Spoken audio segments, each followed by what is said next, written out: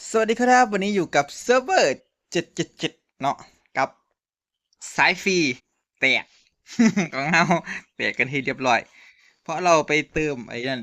เติมเอา King Engine เนาะนี่ King แล้วก็ข้อนั้นได้ราชาใต้ดินมันก็เลยแตกวันที่เรียบร้อยสายฟรีของเราแห่งเซิร์ฟเวอร์777เอากะวันนี้วันที่29เนาะวันนี้ที่1929ของเซิร์ฟเวอร์กะ มื่ออื่นกับวันที่เบิ่งนี้ก็ได้นี่วันที่29หรือวันที่30เฮาก็สิได้มาปลดล็อกอันนี้พรุ่งนี้ปลดล็อกคอสตูมนี่บ่มีอันนี้คอสตูมกาโลโอ้คอสตูมเฮาก็บ่ได้มาเบิ่งนี่เนาะฟ้าคอสตูมก็ต้องมีโซนิกซากุระดากุซันแฟตจักรพรรดิเด็ก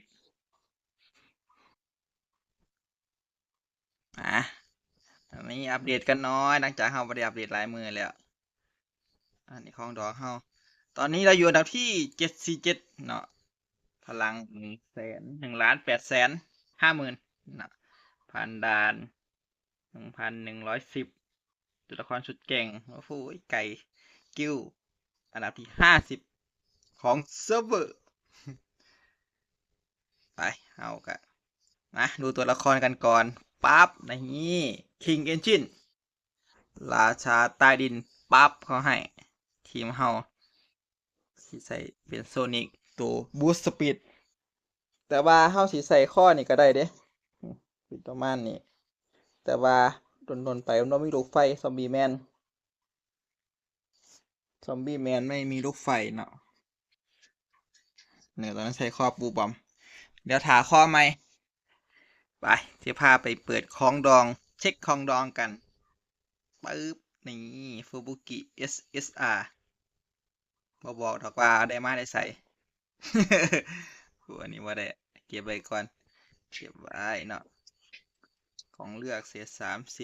30พรุ่งนี้ได้อันนี้เนาะมืออื่นได้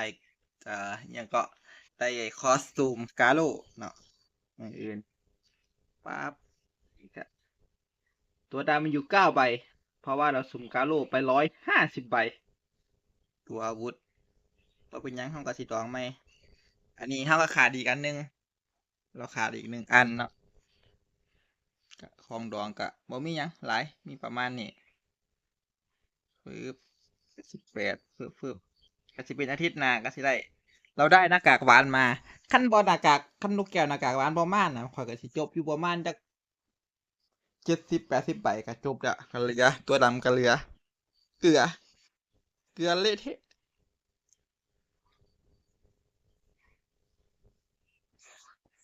นะหาเบิ่งคายลบไอ้นี่เราเลือกได้มาแล้วคาโลสมมุติเฮามีอันนี้คริติคอลอนาคตมันสิอันนั้นเด้อนาคตมันก็สิมีให้อันนั้นได้นั่นอยู่คริติคอลโอ้2,000ตัวนี่เดี๋ยวซื้อก่อนครับเราก็สามารถมาแลกตรงนี้ได้นี่500 2 7เอามัน500ผมเลยมันออกแบบนั้น100คืออันนี้ตัวนี้มีอยู่13ซื้อไปให้เบิร์ดโหลดปาบเขาให้18แล้วก็เขามีอันนี้บอกว่าฟ้า15ชู70,000เจ้าเอ้ยมือเจ้าเอ้ยเพิ่มมาอีกปาบ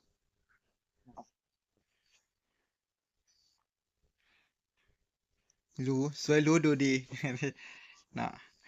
ไปมื้อนี้มันก็บ่มีหยังแล้วช่วงนี้ท้ายๆกันเนาะไปเราจะพามาตบคนแรกพลัง1,360,000ไปลิตเติ้ลชาร์กเราสลามหน่อยโซนิกฟังสิเงาชูไปกาโลคอมโบสายฟ้าแลบฟ้าบเอามัน47 ล้านหายยกตี อ่าขอเสียของคิงบ่ขอเสียของคิงมันคือลีลาเห็นไหมมันจวดสิจบเทิร์นมันจวดสิจบไปไล่จบตีของมันเนาะไปผ่านไปหนึ่งพลัง2 ล้านเห็นชิวๆไปเกิด70มันไม่ชิวแล้ว ชิวซ้ำกันนับพอยเลยวะมาโซนิกฟังซิงเกิลชูเข้าไปมากาโดคอมโบสายฟ้าแลบชูตูมเข้าไปฟังซิงเกิลอีก1 ครั้งชูเข้าไปคิงเอนจินชูนี่นะจู่โจมป้าคลั่งตูมโอ้โหตีบ่เขาเลยเราเอามาแค่ไล่โจมตีเฉยๆหน้าที่ของไอ้ทะเลลึกเฮาเรียบร้อยเลยไปชูตูมกดข้ามไป1 ทีมันนาน7 เทิร์นนี่ชนะเป็นที่เรียบร้อย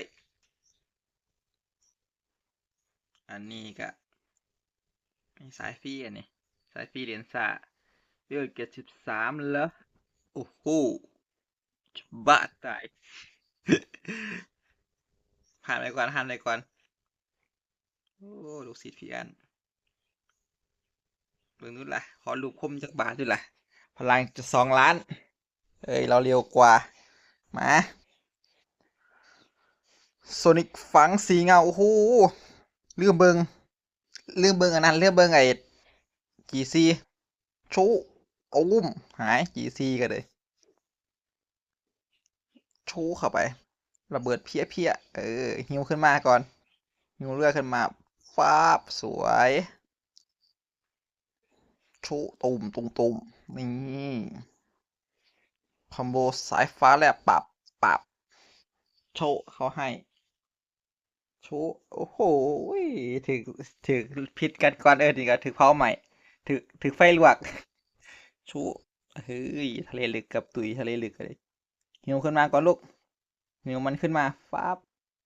สวยหายยะคือขวานสับยักษ์ใหญ่แฟบขึ้นมาจีซีโอ้โหถึกโตขนาดซีถึกโตอีกตูมเรียบร้อยคอมโบสายฟ้าแลบปาบชู33 ล้านโอ้โหแรงสมใจ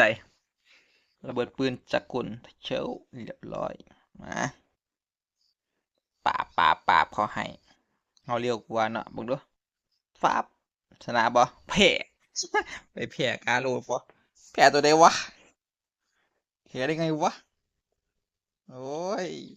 หน้าแหกบางทีแสดงว่ากาโลตีเข้าบ้าตายตีกาโลเข้าบ้าตายมันสะท้อนเฮดพีโอ้โหเฮดพีเปอร์เซ็นต์1ว่ะแผ่นหัวใจเลเวลหาเลยบ่